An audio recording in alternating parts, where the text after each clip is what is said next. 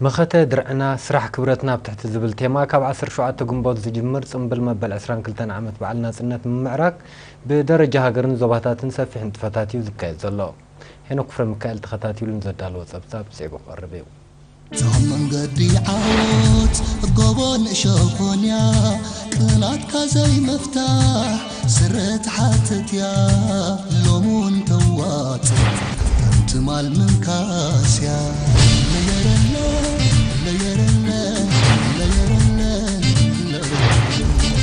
ترى من بار تعندب بفري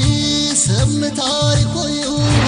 زنبر أمدري نفسها تنحكاها حفاش كتبلي سبون تدليا سنبل مبل 22 عامت بعل ناصنت نمدماغن نممعراغن ባህላውን ስነ ጥበባውን ምርኢት ውድድር ሓፈሻው ፍልጠት ኮማዊ አባዕ ዕላታት ምሽላም ጎደነታትን ስፖርታውን ጥፈታትን ዘጠቃለል ዝተፈላለየ ምድላዋት ይካየዳሎ ኣብቲ ምኸተ ድርዕና ስራሕ ክብረትና ኣብ ትሕቲ ዝብል ቴማ ብደረጃ ሃገር ካብ 17 ጉንበት ዝጅመር ጽምብል ናጽነት ናይ ዝቀርቡ ንናጽነትን ምኽባር ለአውላውነትን ዝተኽፍለ ዋጋን ትርጉሙን ከምውን ንባህሊ ዓያይነት ህዝቢ ኤርትራን ኣብ ጉዕዞ ልምዓት ዝምዝገቡ ዘለው ዓወታትን ዘንጸባርቑ ድራማታት ደርፍታትን ትልሂታትን ናይ ምምማይ መስርሕ ካብ 2 ክሳብ 7 ጉንበት ኣብ ኣዳራሽ ክዋ ተኻይዱ ዲንዶንዳ ዋ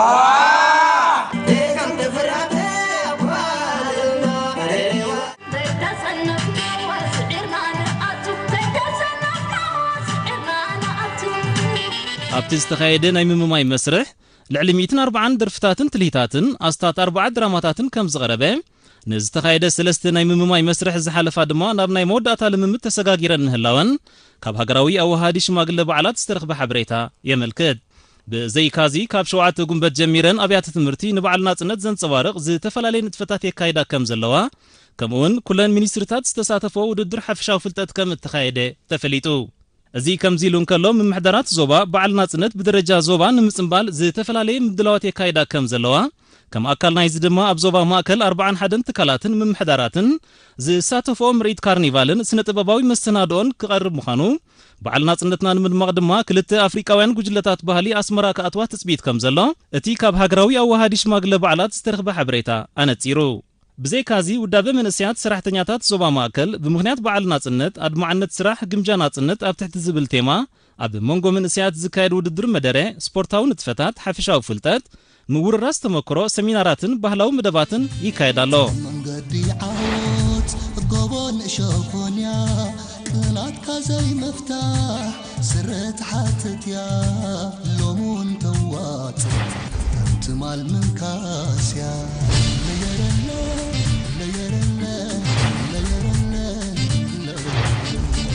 ترى من بار تعندب بفري سم تاريخي زنبر أمدري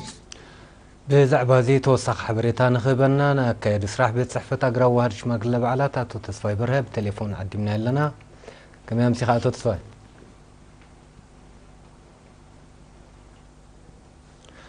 هرأي ذخوركم تعذبتي مسمر بينا له أب سلطنا هنا الرغب كم تصفان قبرنا بوصل دي نخسق قريب كم أكل نايتي سنبل ناصنت مدماغ زكاية زولنا مدبات أبيات تمرتي زوبا ما أكل نترقم ناصنت نستغفلو اللواغان زوقل لح تحستو زد تقللك أنا فاللي من اللواغ وكل يرينا بسرات ولدت خطاتي لان زدالو تزبزاب سيبو قربيو تمن قدي عوت قبون شوفونيا طلعت كازي مفتاح سرت حاتت يا لومون توات انت مال من كاسيا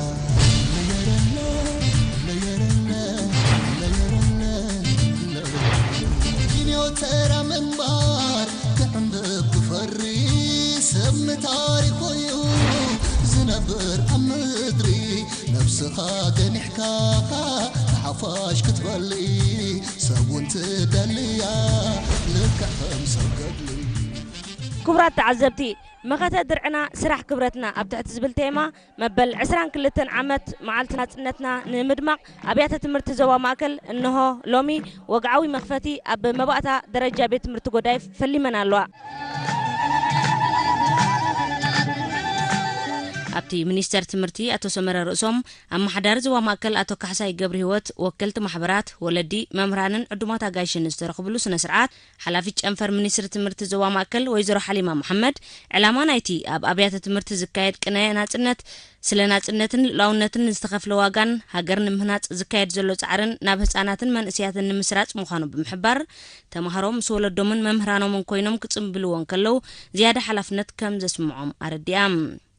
ኩለን ኣብያተ ትምህርቲ ነዚ ጽምብል እዚ እኹል ምድላዋት ከም ዝገበራ ዝሓበረት ወይዘሮ ሓሊማ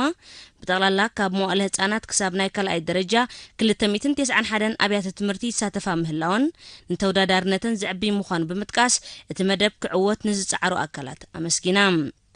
መሰናድኦ ቅነ ናጽነት ኣብ ኣብያተ ትምህርቲ ንትርጉም ናጽነት ርዝነት ገድልን ዝተሰግረ መስገደልን ዘንጸባርቕ ሓቀኛ ታሪኽ ናይ መንእስያት እዩ ዝበለ ርእሰ መምህር መባእታ ቤት ትምህርቲ ጎዳይፍ መምህር ታረቀ ቢዱ ናይ ሎም ዓመት ቴማ ናጽነት ነቲ ራእይና ንምጭባጥ እንኸዶ ዘለና ጉዕዞ መኸተን ስራሕን ዝድርዕ ረዚን ትርጉም ዘለዎ ምዃኑ ገሊጾም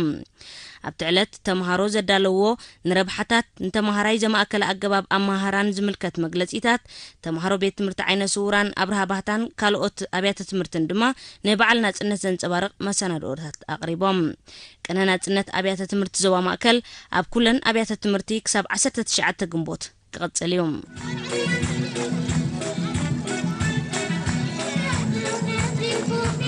ዝወለዶም ሓቢሮም ን24 ግንቦት መዓልቲ ናጽነትና ብኸም ዝበለ ድምቀት ከብዕልዎን ከለው ንጽባሕ ክሳብ ክንደይ ወረስትን ተካእትን ናይ ዝሃገር ምዃኖም ዘነጽር እዩ ኣብ ሰራት ወልደ ካብ መባእታ ደረጃ ቤት ትምህርቲ ጎዳይፍ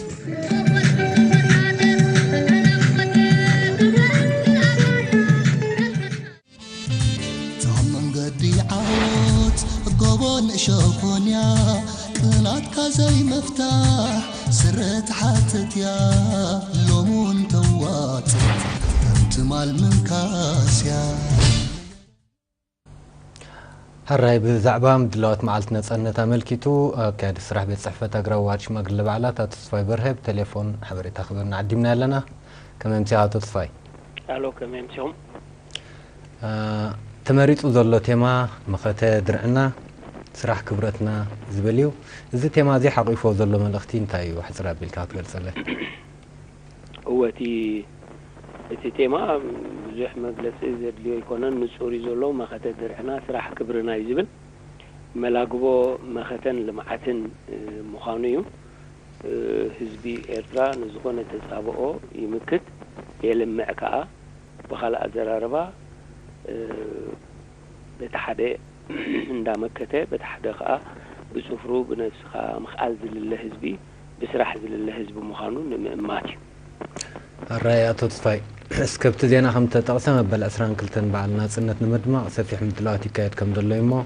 بخمية تحيز دلو انتاي مدبات كايد تقال الأخوان كم لمود استفلاليا كوميتيتات زنت فالو ويزود بونس استفلاليا مدبات سلازي استفلاليا كوميتيتات درو اب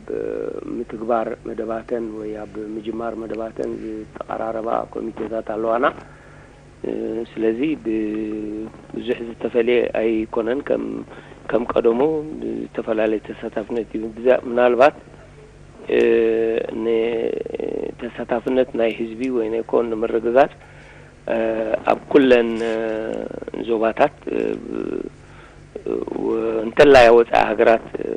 زركوب إيرتراوያን بعتوب يسرحلو ወይ መደባቶም አጻፊፎም ከም ዘለው ዝርዝር በጽሕናሎት ዝርዝር ከይነው ሓናተ ዘይኮይኑ አመላ ሀገርን ወጻ ሀገርን ዘለው ኤርትራውያን ነዚ ክቡር በዓል ንመብዓል ወይ ንምድማቅ ተዳልዮምን ብዕቱብ ተሸባሽቦምሉን ከም ዘለው እቲ ሓበሬታ ዘለና الرأي اسكي تساتفنتكم صبوق كم دلو تغيسك يلا خمو اسكي خبنا إذا حلف عمت كنتاي فولينات كلوي فولينات تاخد زارولو تي مدبات ويتي مرئيت كدمي متكبارو فولينات تاخد زارولو حجي على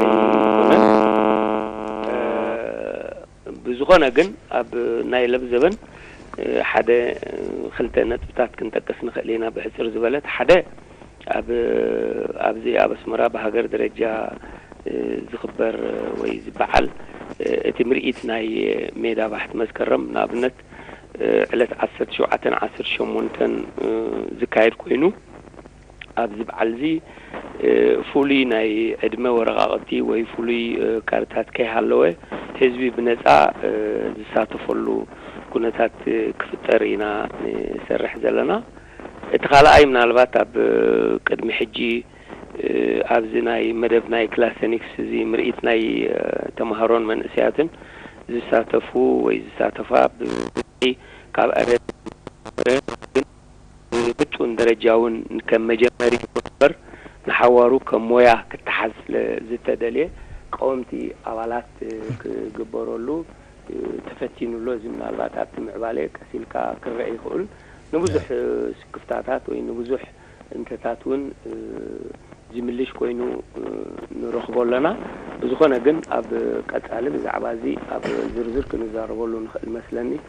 ነዚ ገለጽ ክእል ኣቶ ተስፋይ እስኪ መስርሕ ምመያ ናይ ድራማታት ኮነ ደርፍታት ተኻይዱ ነይሩ እሞ ከም ተጠቕሰብ ዜና ከዓ ልዕሊ 140 ደርፍታት ኣስታት 4 ድራማታት እዩ ቀሪቡ ነይሩ ከመይ ነይሩ እቲ ምምያ ብዛዕባ እቲ ኣብ ግምት ዝኣተሩ ቃሒታትን ካልእ ሓፂር ሓበሬታን ክትበና ብዛዕባ እዚ ቅድሚ ሕጂ ዝስርሓሉ ዝነበረ እዩ ምናልባት ሰብ ዘበን እንታይ ክንገብር ፈቲና ክፉት ኮይኑ ቁሩብ ዋላ ብደረጃ ዝኾኑ ዝተፈላለዩ ኮሚቴታት ወይ ዝተፈላለዩ ደረጃታት ከም ዝህልዎ እዩ ተገይሩ ሕጂ ከም ዝተባህለ እቲ ደርፍታት ወይ እቲ ድራማታት ኣዝዩ ብዙሕ እዩ ነይሩ ሓደ ካብቲ ሓደ ንክትፈልዮ ዘሸግር ይኹን እምበር ብመጠን ዘለካ ግዜን ብመጠን ዝህሉ እቲ ዝረኣየሉ ቦታታትን ክድረስ ስለዝኽእል እታ ላዕለወይቲ ኮሚቴ ወይ ብደረጃ ሃገራዊ ዋሃዲ ሽማግለ በዓላት ምራሕ ላዕለወይቲ ኮሚቴ ከም ትሪኦ ተገይሩ ኣብ መወዳእታ ካብ ዝተጠቕሰ ኣሃዝ ኣብ ድራማ ካብ 17-18 ድራማታት ከም ዝቐርብ ደርፍታት ከዓ ካብቲ ዝተጠቕሰ ቁፅሪ 40 ወይ 41 ደርፍታት ንምርኢት ከቐርብ ተኣሚሙሎ ዝኽብል ከለኹ እቲ መዛነት ህዝቢ ወይ ተዓዛቢ ይኹን እምበር ብመጠኑ ንኩሉ ከተአንግዶ እውን ስለዘይትኽእል ዝኽብሉ ገልጾ ፀናሕኹ ነዚ መስል እዚ እውን ከም ዝበልኮ እቲ ብዝሒ ኣዝዩ ብዝሒ ካብ ትፅቢትና ንላዕሊ ምስቲ ኩሉ ዝነበረ ዝተፈላለዩ መደባትን ፀቕጥታትን ንዕኡ ሰጊሮም ስነ ጥበባውያንና ነዚታት ከቕርቡ ምኽኣሎም ናይ ብሓቂ ዘተባብዕ ኮይኑ እዩ ረኺቦ እቲ ላዕለዋይ ኮሚቴ ሃራይ ኣቶ ተስፋይ እስኪ በዓል ናጽነት ንምድማቕ ክልተ ኣፍሪቃውያን ጉጅለታት ባህሊ ኣስመራ ከኣትዋ ተፅቢት ከም ዘሎ ኣብቲ ዜና ተሓቢሩ ነይሩ እሞ ካበየን እንታይ ተወሳኺ ሓበሬታት ኣለና እቶም ጉጅለታት ባህሊ ናይ ኣይቮሪ ኮስት እየን ካብ ኣብ ክልተ መደባት እዩ ክሳተፋ ዝሕሰብ ዘሎ ተሓንቲ ኣብዚ ጎደና ሓርነት ዝካየድ መደባት ንገለ ክትሽፍን እያ ተሓንቲ ከዓ ምናልባሽ ኣብ ካልእ መደባት ክስራሓላ ብዝኾነ ምስ ዝተፈላለዩ ኣካላት ብምውሃድ ክልተ ኣፍሪቃውያን ጉጅለታት ክመፃና ኢና ንፅበ ዘለና ዝርዝር መደባትን ኣበይን ማዕስን ምዃኑ ኣብ ግዜኡ ክንሕብር ንኽእል መስለኒ ኣካያዲ ስራሕ ቤት ፅሕፈት ሃገራዊ ዋሃዲ ሽማግለ በዓላት ኣቶ ተስፋይ በርሀ ሰናይ ቅንያ እናትመነና ስለተዛሃብካና መብርሂ ነመስግን